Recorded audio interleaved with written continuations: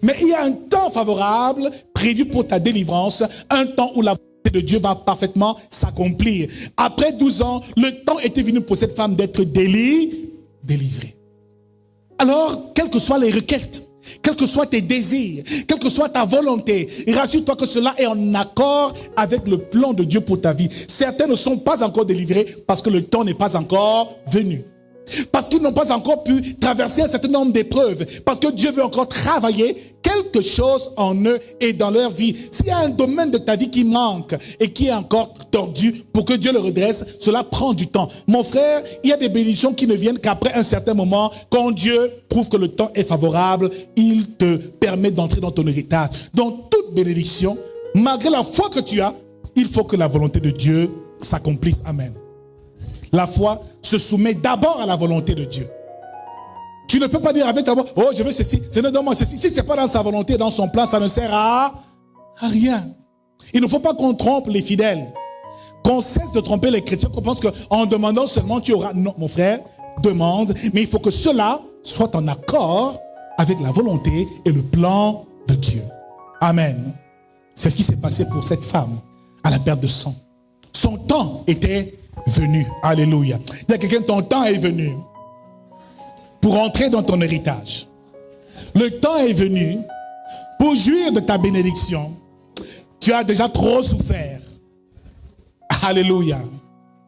Que cela soit en accord avec la volonté de Dieu. Amen. Deuxième étape, pour que la foi s'active et puisse faire descendre le royaume dans ta vie. La deuxième étape essentielle, c'est que numéro 2, il faut avoir la bonne information. Un centenier avait un serviteur malade, nous sommes au verset 2, auquel il était attaché et qui se trouvait malade sur le point de mourir. Au verset 3, la Bible nous dit, ayant entendu parler de Jésus, il lui envoie quelques anciens des Juifs pour le prier de venir guérir son serviteur. Bien-aimé, c'est que cet homme a entendu parler de Jésus. Comme Bartimée aussi a entendu parler de Jésus.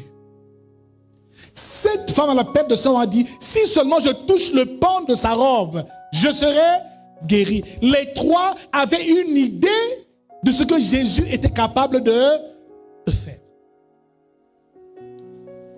Romains 10, verset 17 nous dit que la foi vient de ce qu'on entend. Et ce qu'on entend vient de la parole de Christ. Mon frère, plus tu te nourris de la parole de Dieu, plus tu es capable de savoir avec exactitude que Dieu est illimité. Que Dieu, tout est impossible, rien n'est impossible à Dieu et que tout est possible à celui qui croit. Mon frère, il faut avoir reçu la bonne information, ce qui veut dire mettre ta foi en la capacité de Dieu, aux promesses de l'Éternel. Beaucoup mettent leur foi dans l'œuvre du diable, On croit que les sorciers peuvent nous nuire. On croit que les démons peuvent nous faire du mal. On croit que le grand-père nous a envoûtés. Mon frère, on y croit, plus ça a de l'effet et ça agit dans notre réalité. Alors la bonne information, c'est de mettre ta foi en ce que Jésus a dit. Il a dit, voici les miracles qui accompagneront ceux qui ont cru. En mon nom, ils chasseront les... En cette parole, je mets ma foi. Ce qui veut dire que je reçois une bonne information et je suis capable, effectivement, de réaliser parfaitement ce que Jésus est capable de faire et d'avoir foi en sa parole à lui. De croire en cette parole. Amen. Mon frère, quand Bartimée s'est approché, quand la femme à la perte de sang s'est approchée, quand le centenier romain s'est approché, c'est qu'ils avaient la ferme assurance que Jésus était capable de les guérir. Es-tu sûr que Jésus peut te guérir? Es-tu sûr qu'il peut te faire partir de ta triste et de ta pauvre condition et t'amener à une condition supérieure et meilleure? Es-tu convaincu qu'il peut te faire aller de gloire en gloire? Es-tu convaincu que cette année tu vas te marier? Es-tu convaincu que tu vas trouver un travail convenable? Mon frère, le problème c'est qu'on n'y croit pas nous-mêmes. On dit donne-moi la bénédiction, mais dans notre cœur on doute. Mais ceux que Dieu bénisse ne mettent aucun doute. Ne doute pas et non peur de rien. Mon frère, il sait que cette année il se mariera. Cette année il se mariera au nom de Jésus. Elle sait que cette année elle sera guérie. Cette année elle sera guérie au nom de Jésus. Le problème c'est le doute qu'on y met. Dès l'instant où tu reçois une information et que tu doutes encore un peu de cette information, mon frère, cela ne peut pas marcher. Alors quand je prie pour toi et que je t'impose les mains, je te dis sois guéri, reçois ta guérison au nom de Jésus. Quand tu dis Amen, je suis guéri, dans ton esprit là, dans ton cœur, ton âme, il faut avoir la ferme assurance que tu es guéri. Si quelqu'un te demande après, comment tu vas, ma soeur? Ah, ça va. Le pasteur a prié pour moi. Bon, je vois, ça va un peu. Je vais voir si d'ici là, ça va. Tu remets déjà en cause la guérison qui a été donnée. Nous sommes donc en tant que chrétiens les premiers à construire et les premiers à détruire ce que Dieu a déclaré pour nous.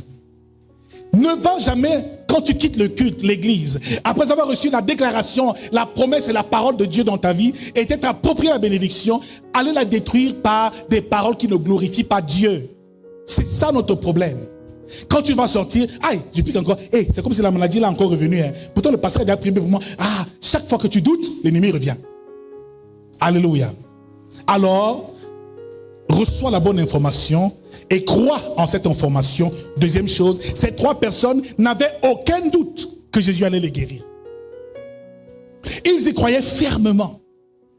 Ils avaient la certitude que Jésus allait faire quelque chose. Mon frère, quelles sont tes attentes? Est-ce qu'en venant ici, tu dis, Seigneur, je suis sûr que cette parole que l'homme de Dieu va sortir de sa bouche va me guérir de ma pauvreté? Que cette parole qui sortira de la bouche de l'homme de Dieu, la parole de Dieu qui sortira, va restaurer ma vie. Mon frère, chaque parole, tu dois te les approprier et tu dois y croire. Mets ta foi aux œuvres de la croix, aux œuvres de Jésus et non en l'œuvre de la sorcellerie. Plus tu y crois, plus ça agit. Tu crois que le sorcier peut encore te nuire. Il va te nuire parce que tu y crois. Celui qui ne croit pas, ça n'a pas d'effet sur lui. Il te sera toujours fait selon ta foi. Si tu penses que les démons sont tous les jours à tes trousses, ils seront là parce que tu vas les appeler par le diable ne peut plus rien. Il a été crucifié à la croix, mon frère. Cloué à la croix, il a été humilié publiquement. Et Jésus nous a donné le pouvoir. Mon frère, tu n'as plus besoin d'avoir peur des sorciers. Vraiment, les sorciers ne peuvent pas te faire peur. On leur donne trop de pouvoir. Parfois, Satan n'a rien fait, mais nous, on lui donne tout le pouvoir. On lui dit que c'est lui qui est à l'origine de nos problèmes. Mon frère, c'est la foi qui nous manque. Deuxième étape, reçois la bonne information et accroche-toi à cette information. Crois en cette information, à la bonne nouvelle du royaume des cieux. C'est pour ça qu'il faut prêcher la bonne nouvelle du royaume.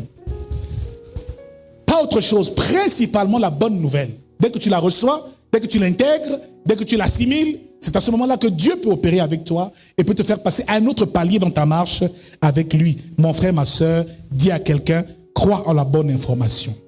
Troisième chose à faire, pour activer le royaume. Numéro 3, déclarer de ta bouche la parole de foi. C'est sortir de ta bouche une parole de foi. Et pour habitude de déclarer la parole de foi dans chaque situation que tu vas traverser, parce que la foi parle. Mais l'incrédulité parle aussi. Fais attention à ce qui sort de ta bouche. Alléluia. Cette femme, qu'est-ce qu'elle a dit?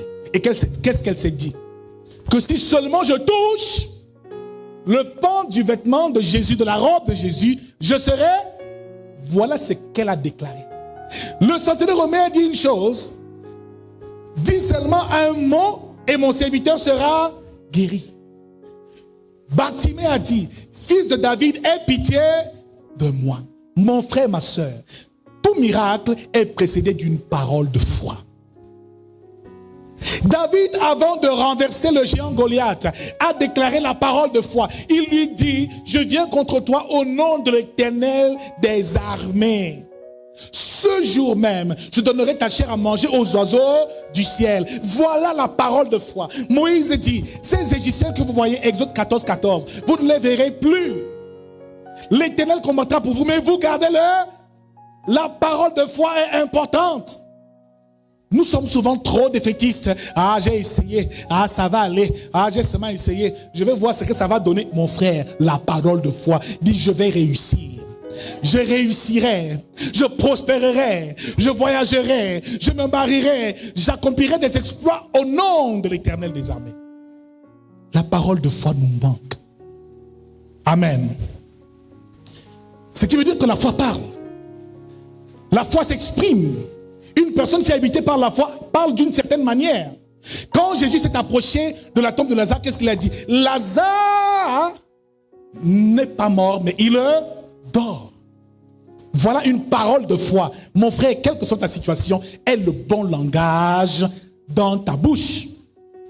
Pendant que les incrédules étaient là, Marie disait, mais Seigneur, ça ne sert à rien d'enlever la pierre parce que ça fait 4 jours il mort. Il sent déjà. Ça, c'est pas une parole de foi, ça.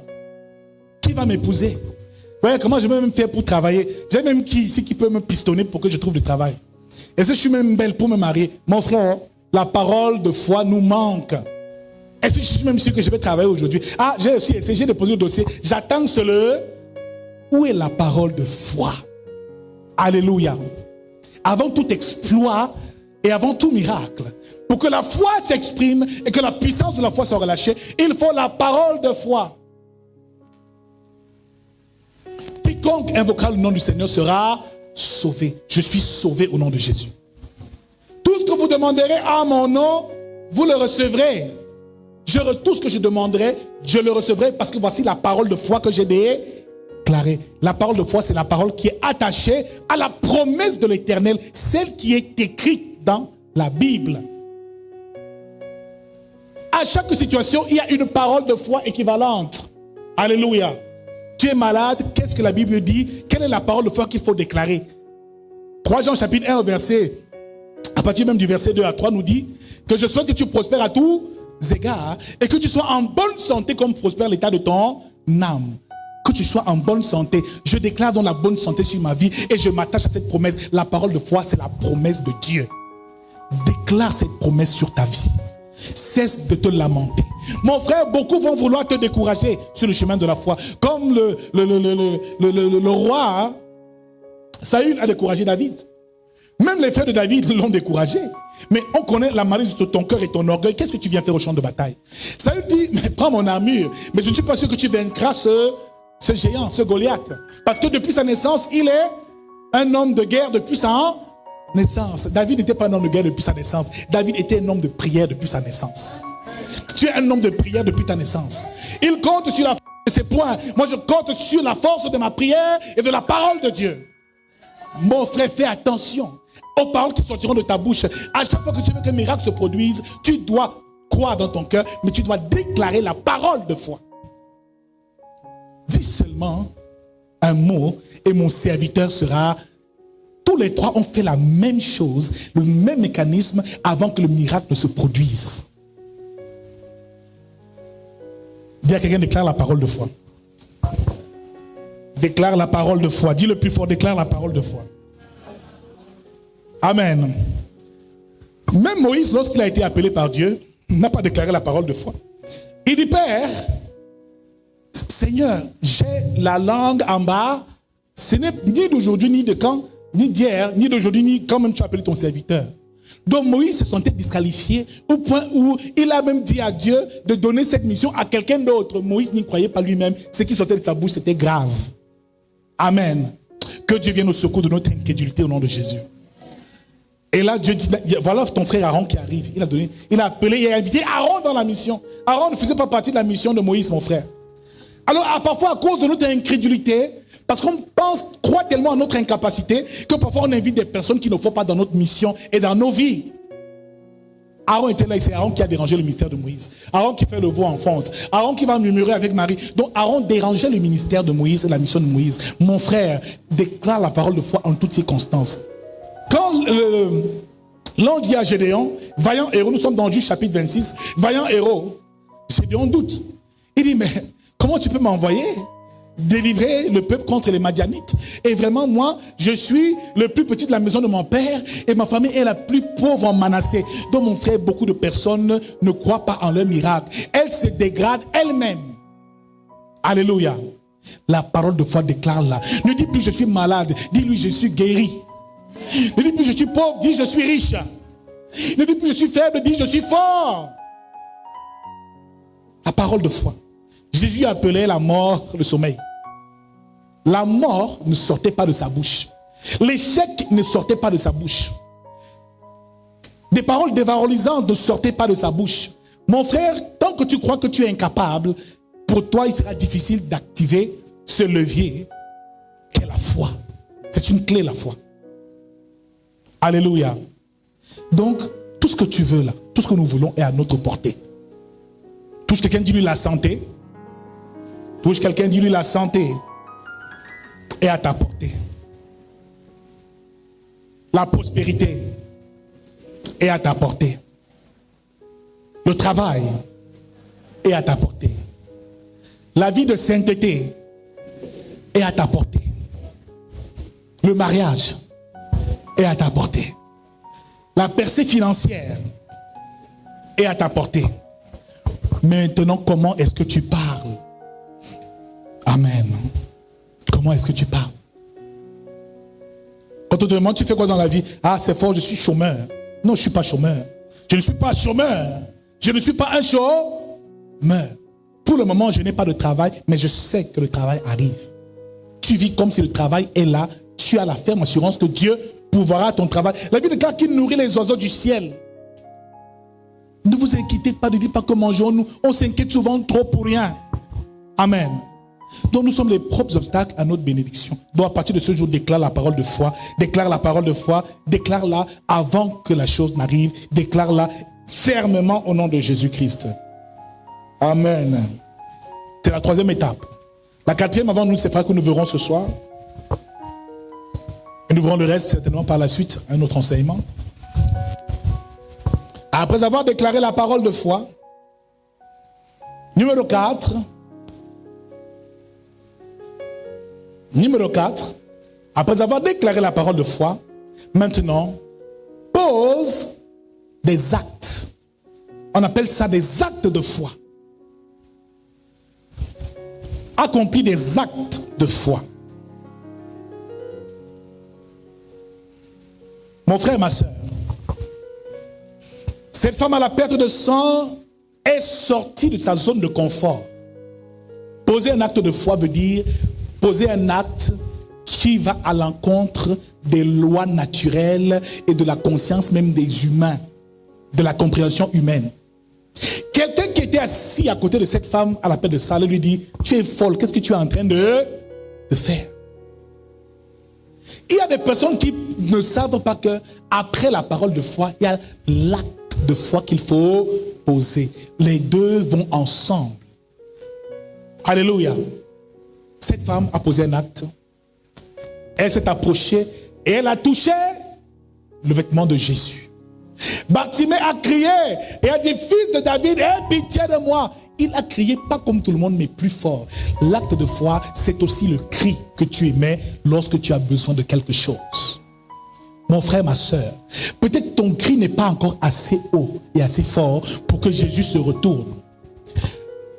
Crier à Dieu veut dire attirer son attention vers toi et vers ta situation. Mon frère, tu as besoin qu'un problème se règle, mais tu viens à l'église de temps en temps.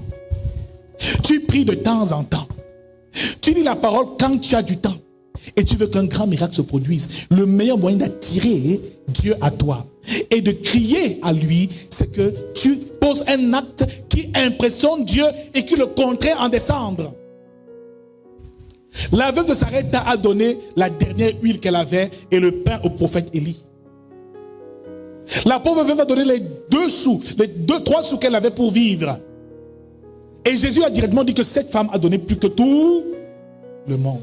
Ça là, c'est un acte de foi. C'est une attitude que tu as effectuée et accomplie parce que tu crois fermement que Dieu va se retourner. Il a crié pas comme tout le monde. Il y avait beaucoup d'aveugles à l'entrée de la ville. Pourquoi Jésus s'est-il retourné vers Bartimée? Parce que les disciples ont même repoussé Bartimée. Il dit, laissez-le venir à moi. Laissez-le venir à moi. Mon frère, parfois Dieu ne nous exauce pas parce que notre cri n'est pas encore assez fort. Tu as faim comme un enfant. Crie à ton Père au nom de Jésus-Christ. Pose un acte de foi. Pendant que les autres viennent à 9h ou à 9h30, 10h pour le culte, toi sois là à 6h du matin. Alléluia. Pendant que les autres prient pendant 30 minutes, toi prie pendant 1 heure, 3 heures de temps. Prie plus que les autres.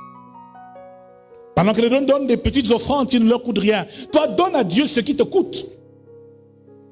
Pendant que les autres dorment toute la nuit et font des grasses matinées, toi, veille et prie. Ne dors pas la nuit et prie l'Éternel, même dans ta nuit et dans le soirée. Et prive-toi de ton sommeil pour obtenir quelque chose. Tout ce que tu veux obtenir a un prix. Quel prix quel prix tu as payé?